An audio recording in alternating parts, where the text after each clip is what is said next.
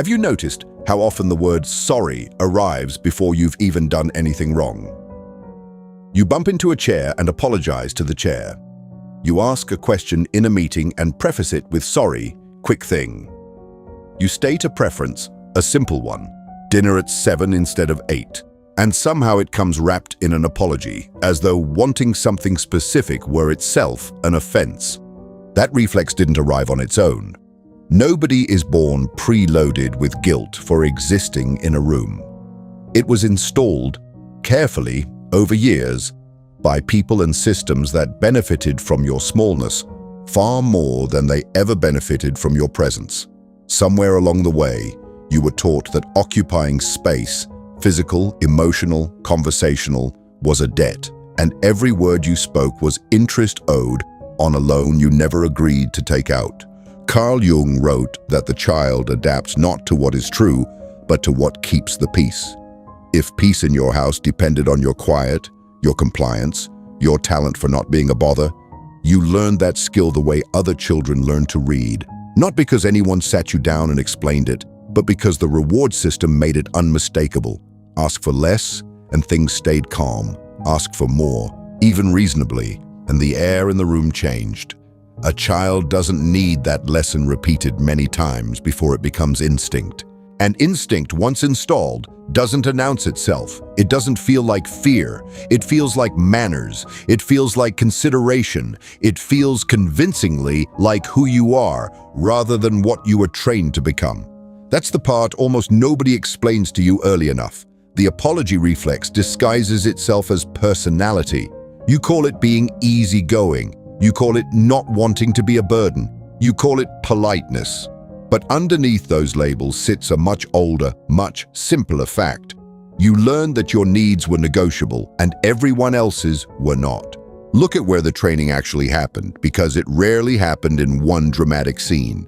It happened in the 1,000 ordinary moments nobody remembers individually.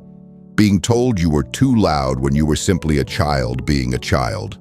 Being praised specifically for being no trouble, as if trouble were the only alternative to invisibility. Watching someone else's needs get met instantly while yours waited, quietly, for a better time that often never came. None of those moments, on their own, look like abuse. Stacked together across years, they build a person who has learned that wanting anything requires a preface of regret. Alfred Adler, one of the earliest psychologists to study the drive behind human behavior, argued that a great deal of what looks like humility is actually a strategy, a way of preempting rejection by rejecting yourself first. If you apologize before anyone can object, you control the timing of the discomfort. You get there first. It feels, in a strange way, like power, even though it's the opposite. It's armor built from the assumption that your presence requires defending.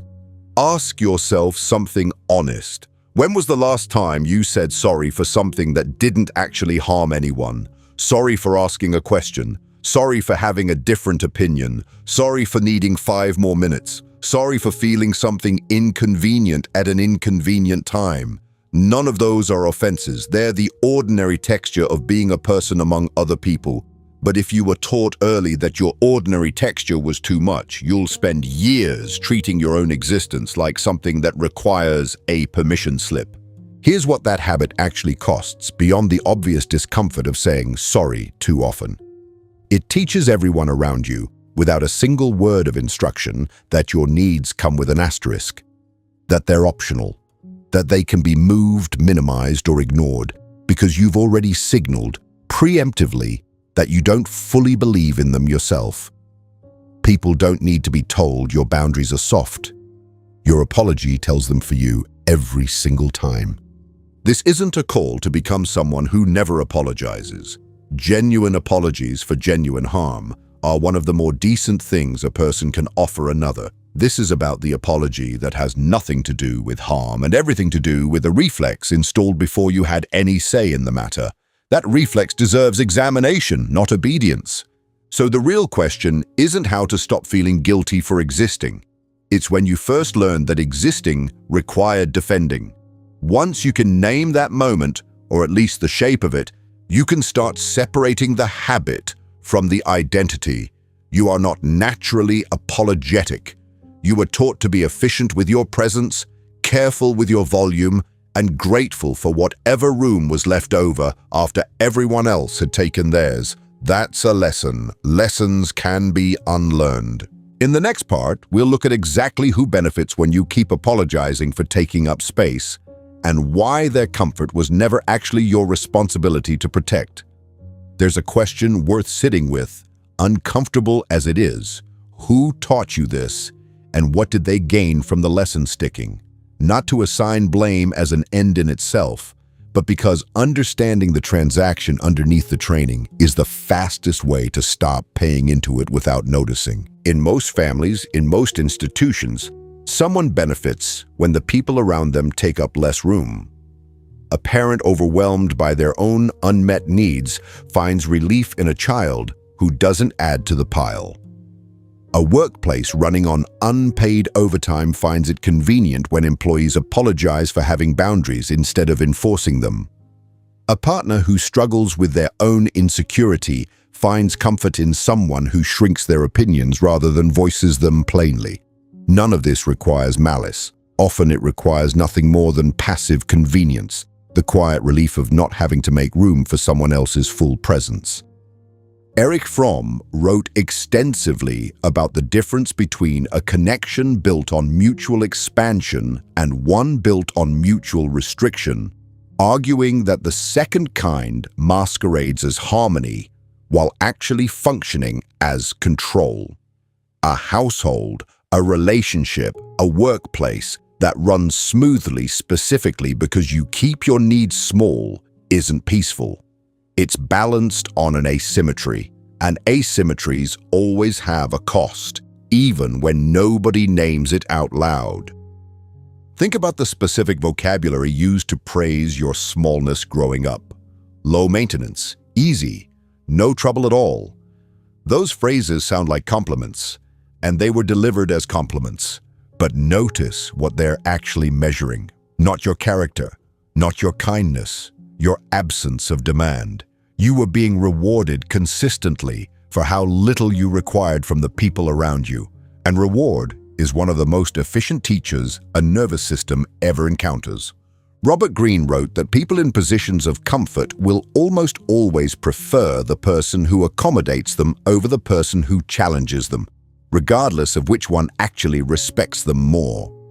This preference isn't hidden or subtle once you know to look for it. Watch who gets called difficult in a family or a team, and you'll often find the person who simply stopped apologizing for wanting things. Watch who gets called a joy to work with, and you'll often find the person who never once made anyone else's comfort feel inconvenient. None of this means the people who benefited from your apologies were monsters, plotting your smallness with intent. Most of them were simply operating inside a system that rewarded them for not questioning it. Parents passed down what was passed down to them. Managers replicate the culture that shaped their own careers. Partners repeat patterns learned long before they ever met you. The training is rarely personal, even when its effects land on you personally. But here is the distinction that matters. Understanding why someone benefited from your smallness does not obligate you to keep funding it. You can hold compassion for the system that shaped them and still refuse to keep operating inside its terms. Those aren't contradictory positions, no matter how much they might feel that way in the moment you first try to hold both. Watch what happens the first time you state a need without an apology attached to it. Not aggressively, not dramatically, just plainly. I need the deadline moved. I'd rather not. I disagree. The reaction you get back tells you almost everything about the relationship you're in. Some people will barely register it because they were never actually invested in your smallness, only in your presence. Others will bristle immediately because the absence of your usual preface disrupts an arrangement they'd stopped noticing they depended on. Friedrich Nietzsche wrote that morality is often nothing more than the interest of a particular group dressed up as universal virtue. Consider how often being no trouble gets described as a universal good, a trait everyone should aspire to, rather than what it often actually is, a convenience for whoever benefits from your restraint. The people who taught you to apologize for existing rarely framed it as self-interest. They framed it as goodness. That framing is exactly why it worked for as long as it did. This is where the real shift begins, not in confronting anyone directly, though that may happen too, but in privately revising the story you were handed. The story said your presence was a lot to manage, and managing it was your job. The revision says your presence was simply present, and the discomfort some people felt around it was theirs to metabolize, not yours to preemptively apologize away. In the next section, we'll look at what actually happens inside you after years of running on this training, and why the exhaustion you might be feeling right now was never really about being tired. It was about the ongoing cost of asking permission to exist. There's a specific kind of tiredness that doesn't respond to sleep, because it was never a physical debt in the first place. It's the exhaustion of constant self-monitoring, the background process that runs every time you're near other people, quietly checking whether you're taking up too much room before you've even finished forming the thought you wanted to share.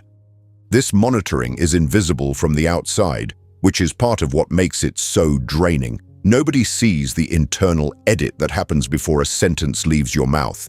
Nobody sees you deciding whether a feeling is valid enough to mention or whether a need is urgent enough to justify the discomfort of stating it plainly.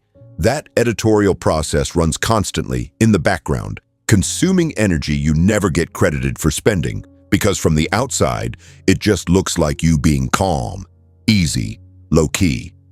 Alice Miller, who spent much of her career studying what happens to children taught to prioritize a parent's comfort over their own authentic reactions, described a particular kind of grief that surfaces later in life, once a person realizes how much of their childhood was spent managing someone else's emotional weather rather than experiencing their own. That grief doesn't always arrive as sadness. Often it arrives as a strange, disorienting anger, directed at nothing in particular, because the specific moments that taught the lesson are mostly forgotten. What remains is the pattern, stripped of its origin story. Here's what that pattern costs beyond the obvious fatigue. It erodes your ability to trust your own read on a situation. If you were taught that your reactions were often too much, you start preemptively discounting them before anyone else even weighs in. Was that actually rude? Or am I being sensitive? Do I actually need this, or am I being demanding? The questions themselves aren't unreasonable to ask occasionally. The problem is when they become the default lens through which every single reaction gets filtered before it's even allowed to exist plainly. Viktor Frankl wrote that what troubled him most watching people endure unimaginable circumstances was not only the suffering itself, but the way many stopped believing their own inner experience mattered at all, reducing themselves to whatever role the situation demanded of them. That observation, drawn from extremity, has a quieter cousin in ordinary life. When your presence has been treated as negotiable for long enough, you start managing yourself the way someone manages an inconvenience, constantly adjusting, constantly checking the temperature of the room, rarely just existing in it. This is where the apology habit does its deepest damage, not in any single instance, but in the accumulation. Every sorry that precedes a reasonable request chips away, slightly, at your own certainty that the request was reasonable in the first place. Say it enough times, across enough years, and you stop needing anyone else to tell you you're too much. You've internalized the job. You do it automatically now, without prompting, which is precisely what the original training was designed to produce. And here's the quiet trap inside that internalization. Once you're doing the work yourself, nobody else has to do it for you anymore. The people who benefited from your smallness don't need to actively enforce it because you enforce it on their behalf, reflexively, in rooms they aren't even in. That's not a failure of willpower. That's the training working exactly as intended long after the original teachers have left the room, or the relationship, or even your life. Recognizing this doesn't fix it instantly, and it shouldn't be expected to. But recognition changes the relationship you have with the reflex. Instead of experiencing an apology as simply who you are, you start experiencing it as a habit with a traceable origin, one you can examine rather than obey automatically. That distinction, small as it sounds, is the beginning of an entirely different relationship with your own presence. There's a physical dimension to this too, worth naming plainly. People who spend years minimizing their emotional footprint often carry it somewhere in the body, a tightness in the shoulders that never fully releases, a habit of speaking slightly quieter than the room requires, a posture that takes up less vertical space than it could. This isn't metaphor. Nervous systems trained to apologize for existing often express that training physically, long before the mind catches up to naming what's happening. None of this means you were broken by the training. It means you adapted intelligently to a set of conditions that rewarded adaptation. That adaptation kept things calm when calm was scarce. It may have kept you safe in a real sense during years when safety depended on not drawing attention. The skill was never the problem. The problem is that the skill outlived its usefulness and kept running anyway, in rooms and relationships that no longer required it, sometimes decades after the original conditions disappeared. In the next section, we'll look at what changes, both in you and in the people around you, once you start letting your presence exist without a preemptive apology attached to it. At first, almost nothing shifts on the surface. You simply stop prefacing requests with sorry, and the world continues largely unbothered because most people were never consciously tracking your apologies in the first place. But something begins to change internally, slowly. The way a muscle that's been braced for years starts to notice, almost with suspicion, what it feels like to rest. The first tests usually come from the people most invested, consciously or not, in your smaller footprint. A parent who reads your new directness as coldness. A partner who liked being the one whose comfort came first, without ever having to ask for that arrangement outright. A colleague who benefited from your reluctance to push back and now finds your plain requests unsettling. None of these reactions mean you've done something wrong. They mean the arrangement has shifted, and not everyone was consulted about the change, because the original arrangement was never actually a negotiation to begin with. Watch how quickly some people reach for a new label the moment your apologies stop showing up on schedule. You might hear that you've become selfish, distant, hard to read. Notice the timing of those words. They rarely arrive in response to actual harm. They arrive in response to the absence of the cushioning that used to make your presence easier to manage. That's worth sitting with. The discomfort other people feel when you stop apologizing for existing is not evidence that your existence became more burdensome. It's evidence that the cushioning was doing work they'd stopped noticing, work that was never actually yours to keep providing indefinitely. Nietzsche wrote about the discomfort that surrounds anyone who stops performing the role a group has assigned them, describing it as one of the quiet costs of becoming more fully yourself. People rarely object to your growth directly. They object to the disruption it causes in a system that had grown comfortable around your previous shape. That disruption isn't cruelty on your part. It's simply what happens when a variable that used to be predictable stops being predictable. Something else happens too, slower and less dramatic, but arguably more important. You start noticing which relationships actually welcome the fuller version of your presence, rather than merely tolerating the smaller one. This is often surprising.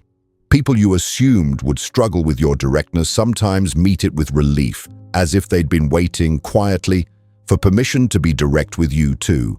And people you assumed were safe, easy, low stakes, sometimes reveal, through their discomfort, that the relationship depended more on your restraint than either of you had realized. Robert Greene observed that genuine respect is rarely won through accommodation.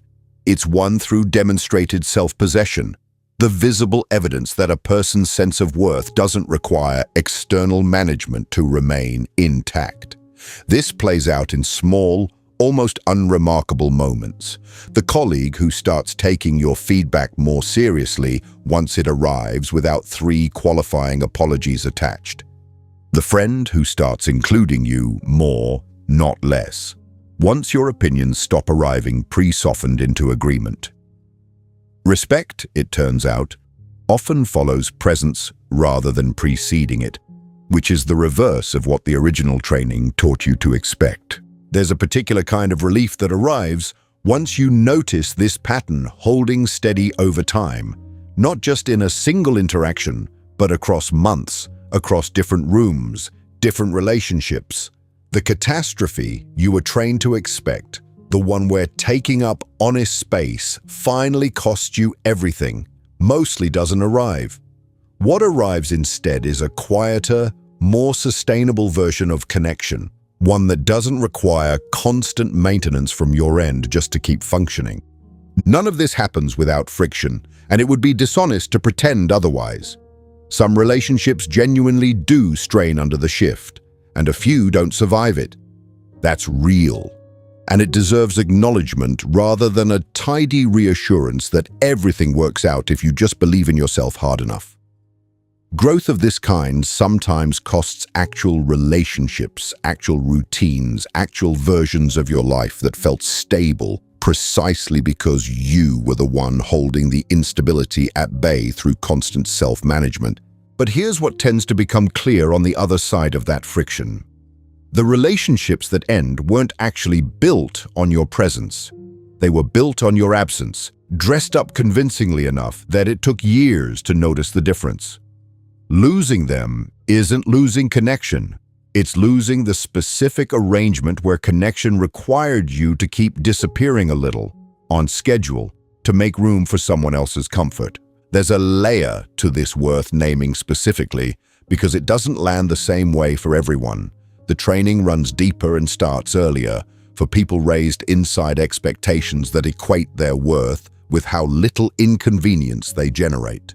Girls are frequently taught this more explicitly than boys, praised for being sweet, for being agreeable, for not causing a fuss, while assertiveness in the same child gets quietly recoded as bossy or difficult. The lesson isn't subtle once you notice it. It's woven into which behaviors get rewarded with warmth and which get met with a cooling in the room. Carol Gilligan, whose research focused on how girls are socialized to prioritize relational harmony over their own voice, described a specific moment in adolescence where many girls learn to disconnect from their own certainty, trading it for the safety of staying likable. That trade doesn't feel like a loss at the time. It feels like maturity, like finally understanding how the world works. Only later, often much later, does it register as a kind of quiet self-abandonment, one that happened gradually enough to escape notice while it was underway. This isn't only a gendered pattern, though it often intensifies along those lines. Cultural background carries its own version of the same lesson. Children raised in households or communities that prize deference to elders, humility above self-advocacy, or collective harmony over individual expression often absorb a related but distinct message. Your needs are real, but they come after the group's comfort, always, without exception. There's nothing inherently wrong with valuing humility or communal harmony. The distortion arrives when that value becomes one-directional, extracted consistently from the same people while never actually being reciprocated toward them. Class carries its own quiet curriculum too. Growing up with real scarcity, financial or emotional, often teaches a child early that taking up space costs something tangible, that there isn't extra room, extra attention, extra patience to go around. So the safest strategy is to need as little of it as possible. That survival skill made sense inside the conditions that produced it. It becomes a liability only later, in rooms where the scarcity no longer exists, but the old caution keeps running anyway, unexamined, treating every room as though it still has only enough space for one person's needs at a time.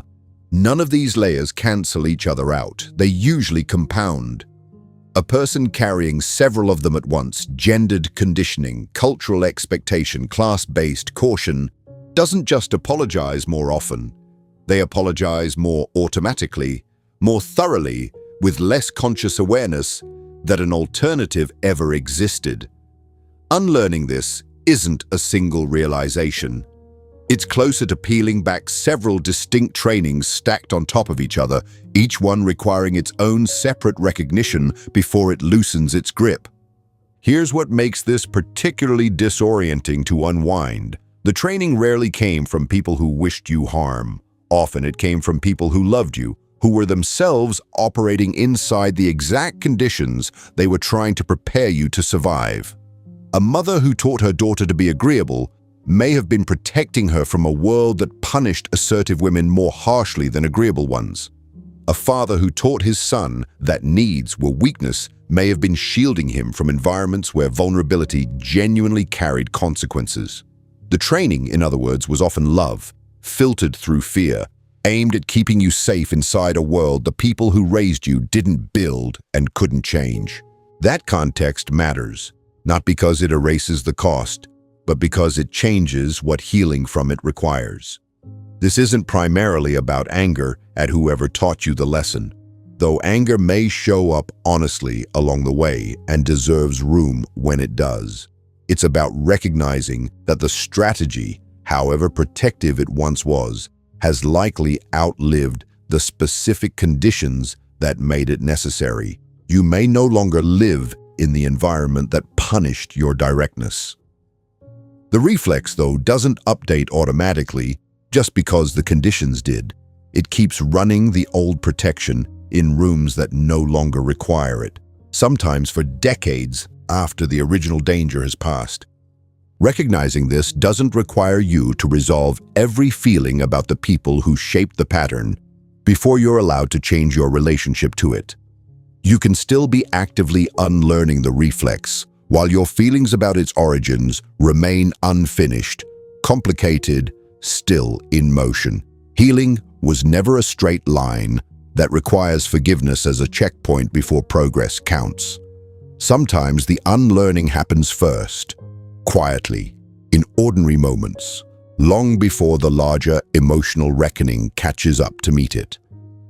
In the next section, we'll bring this together, looking at what it actually means to occupy space without apology, not as performance, not as overcorrection, but as the plain, ordinary fact of being a person among other people.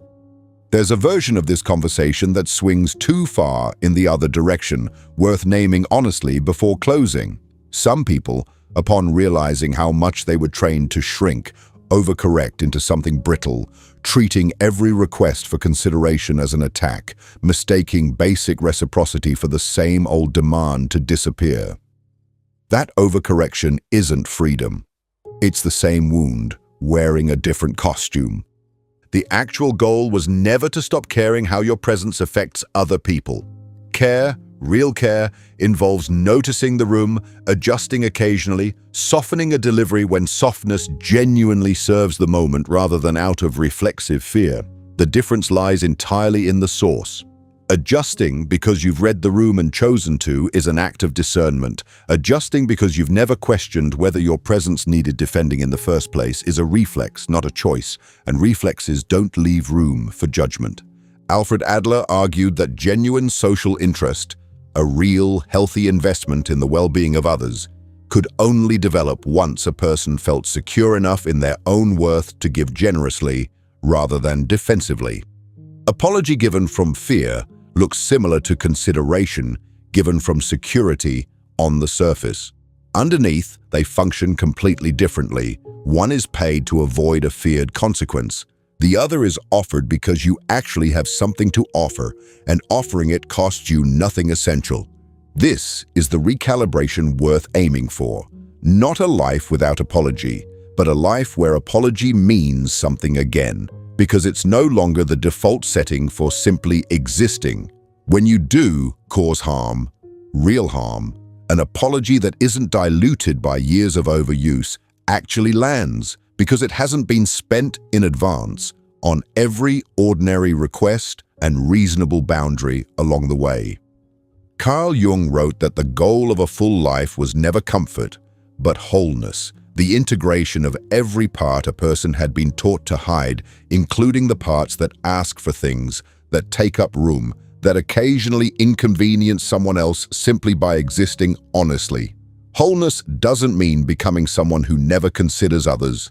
It means no longer treating your own needs as the one variable in every equation that's always available to be cut first. Think about what it might feel like to walk into a room without running the old calculation, the automatic audit of how much space you're permitted to occupy today, how many requests you're allowed before you become a burden, how carefully you need to phrase a simple preference to keep it from sounding like a demand. That calculation ran so long it probably feels by now like a form of consideration. It isn't. It's a toll you were charged for existing, collected so consistently you stop noticing the collection. The people who taught you this, whether through direct instruction or through the quiet math of whose needs got met first, were often working from their own unexamined training, passed down the same way it was passed to you. That doesn't excuse the cost. It does mean the cycle isn't inevitable, and it doesn't have to continue simply because it's familiar. Somewhere, a version of you gets to be the person who stops passing it forward, not through grand declarations, but through the ordinary, unremarkable act of asking for what you need without a preface of regret attached to it. This is the final shift, quieter than it sounds. You stop treating your presence as a request awaiting approval and start treating it as a fact, one that doesn't require anyone's permission to be true. You still care. You still consider. You still, on occasion, genuinely apologize because you caused real harm and it matters to you to say so plainly. But the reflexive version, the one installed before you had any say in the matter, finally loses its grip, one unapologized sentence at a time. You were never actually too much. You were a person whose full presence made someone else's comfort require a little more effort than they wanted to spend. That was never a flaw in you to correct. It was simply the truth of what happens when a person stops disappearing. And some people, understandably or not, preferred the version of you that made itself smaller to keep their world exactly as convenient as it had always been. If this reached you, don't apologize for it landing. Just notice it. Type, "I stopped apologizing for existing," in the comments, and let that sentence stand on its own, without a single line trailing behind it, asking permission to have said it. If you want more of this, subscribe, quietly, on your own terms, no apology required. The next truth is already waiting. You'll know it when it finds you.